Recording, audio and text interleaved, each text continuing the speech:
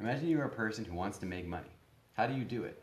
For most people, the answer is to get a job. But how does this relationship work?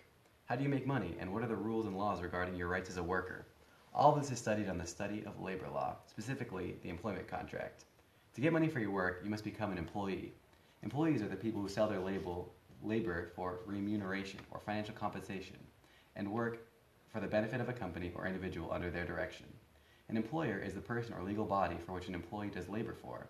In the case of the employment relationship, employers are the owners of the means of production and therefore the means of payment with which employees work for.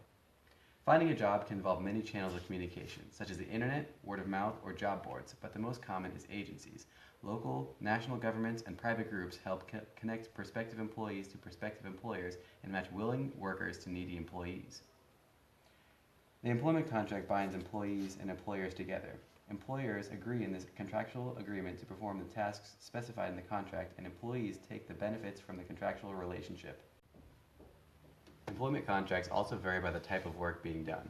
There are several different varieties of contracts that span different lengths of time in different branches of work.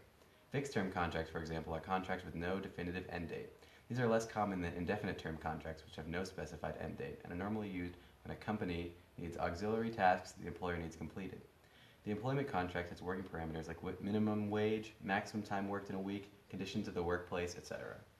The employment relationship in most European countries begins with a probationary period. This is a period ranging from 2 months to a year where employees and employers are arranged in a trial period of employment. The length of a probationary period varies based on the salary and type of work being performed. The contract also gives directives for severance pay, or pay when fired unfairly, confidentiality agreement, or a right to privacy in the workplace, and a mobility agreement for protecting employees from excessive traveling or long-term migration for employment. Finally, employees and employees are bound by laws regarding termination of the employment contract. You can either be dismissed by your boss or you can voluntarily leave. Most governments set laws regarding termination and wrongful termination because of discrimination or unfair labor practices that exist to protect workers. This has been an in-depth look at the labor system throughout most of Europe, and we hope you've enjoyed this presentation from Michael, Grégoire, and Maxime.